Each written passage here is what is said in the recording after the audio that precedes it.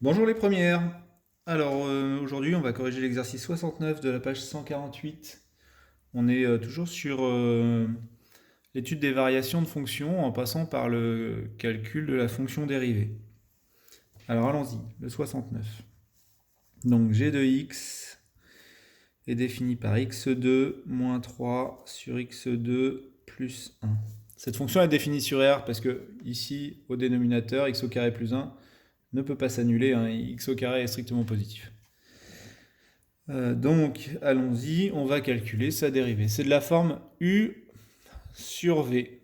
Et vous, il faut absolument repérer ça, hein, pour utiliser la formule dérivée de u sur v égale u'v moins uv' sur v carré.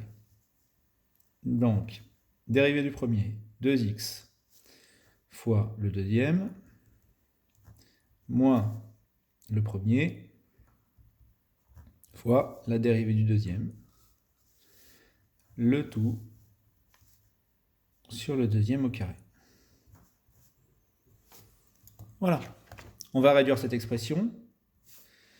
Alors, j'hésite un peu. Soit je développe tout, soit je factorise, parce qu'on voit ici qu'on a 2x, ici et ici dans chacun des facteurs. Ça peut nous permettre de simplifier les calculs, puisque nous, on va devoir étudier le signe de g'. Donc je vais prendre cette option-là. Ça fait 2x facteur de x au carré plus 1 moins x au carré plus 3. Hein, vous savez que le moins là, il va changer les signes qui le suivent dans la parenthèse. Bon, bah là, je suis assez satisfait de moi, hein, puisque le x au carré et le x au carré vont s'annuler, et 1 et 3, ça fait 4. Donc ça me fait 2x multiplié par 4, donc finalement, ça fait 8x. Bon, c'est un résultat que j'aurais trouvé aussi si j'avais développé. De toute façon. Voilà, donc ça va être facile à étudier, hein. Nous, on sait que 8x dépend du signe de x, c'est-à-dire quand x est négatif, bah, tout est négatif. Et quand x est positif, tout est positif. X au carré plus 1 au carré, bah ça c'est positif. Donc on va avoir un tableau de signes très facile à faire. Je n'ai pas vraiment besoin de décomposer ça. Bon, je vais le faire quand même par habitude. Donc 8x, x au carré plus 1 au carré. Ça nous donnera le signe de g', et du coup on aura les variations de g. Notre fonction, elle est définie sur R, donc de moins l'infini jusqu'à plus l'infini. On va avoir la valeur d'annulation de 8x ici. Nous, on sait que avant c'est négatif, après c'est positif. Ici, c'est positif tout le temps. On utilise la règle des signes. Moins par plus, ça fait moins, ça fait plus. Donc décroissant, croissant. Il nous reste une valeur à calculer, c'est la valeur de g de 0. Donc si je remplace x par 0 ici, ça fait 0 moins 3, moins 3, 0 plus 1, 1, donc moins 3 sur 1, ça fait moins 3. Voilà. Étudier les variations de g, c'est fait. Dresser son tableau de variation, c'est fait. Déterminer un encadrement de g de x sur chacun des intervalles suivants. Donc le premier intervalle qu'on me propose, ça va être 0, 1. Donc sur 0, 1, on veut encadrer g de x. Alors nous, on sait que g de x va être plus grand que moins 3, hein, c'est croissant, et on sait qu'en 0, ça vaut moins 3. Et là, ici, on va avoir la valeur de g de 1. Par croissance, on sait que pour les valeurs de x comprises entre 0 et 1, eh bien, on va avoir des valeurs qui vont être comprises entre g de 0 et g de 1, et on va conserver le sens de l'inégalité, si vous voulez. Quand on est sur 0, 1, ici, en fait, on est plus grand que 0 et plus petit que 1. En passant par la fonction g, comme la fonction est croissante, on va conserver le sens de l'inégalité. Donc ici, on va devoir calculer g de 1. Alors ça, c'est pas très dur, hein. Je remplace x par 1. Donc j'obtiens 1 moins 3, ça fait moins 2. 1 plus 1, ça fait 2. Moins 2 sur 2, moins 1. Au passage, on a bien moins 1 qui est plus grand que moins 3. C'est rassurant. Ensuite, sur 0,3. Exactement même principe. Donc, ici, voilà, g de x, et à droite de g de x, on va calculer G de 3. Alors là, bon, peut-être que c'est plus intéressant quand même d'utiliser la calculatrice. Bon, on va le faire quand même rapidement de tête.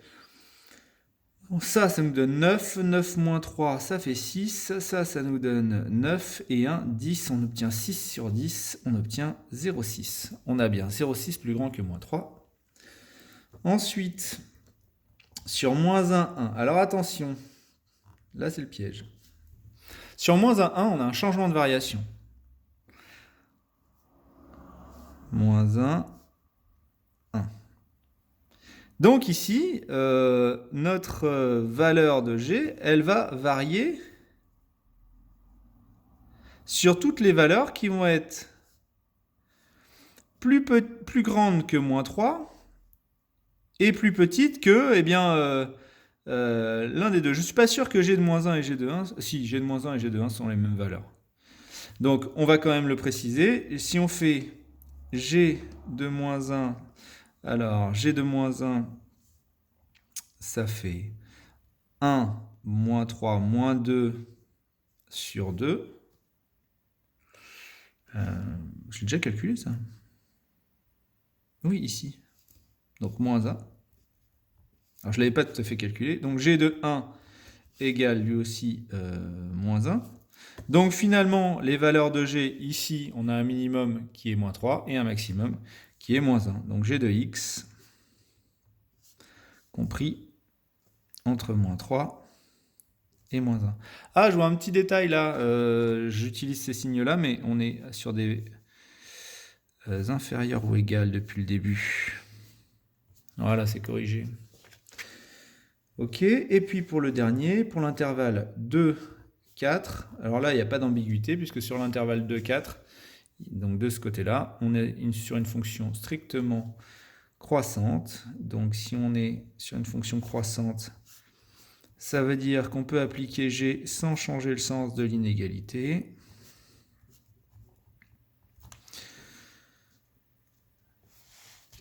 G de 2, ça nous fait 4 moins 3, ça fait 1. 4 et 1, 5, ça fait moins 1 cinquième. Et j'ai pas fait une bêtise là. Non, ça fait 1 cinquième, pas moins 1 cinquième. 4 moins 3, oui.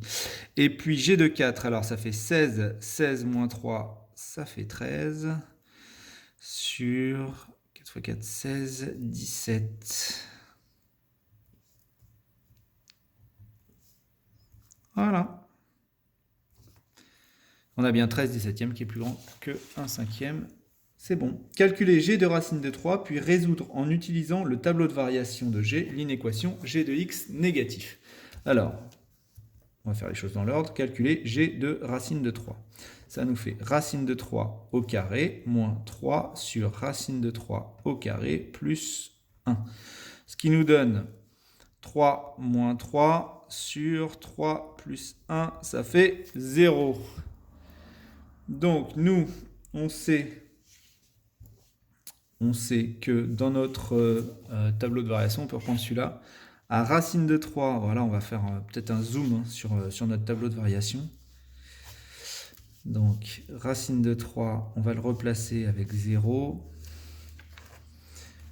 Ici, on sait qu'on a un minimum qui est moins 3. Hop, croissante, décroissante. Donc en racine de 3, on sait que ça vaut 0. Et alors, est-ce que c'est symétrique? Bien sûr, hein, puisque si j'applique le même calcul avec moins racine de 3, j'obtiens le même résultat à cause du carré. Donc je sais que de l'autre côté, moins racine de 3 me donne lui aussi 0. Donc finalement, G de X négatif pour X appartenant à moins racine de 3, racine de 3. Alors, c'est strict ou pas? Non. Hop, voilà. C'est tout pour aujourd'hui. Bonne journée, à bientôt.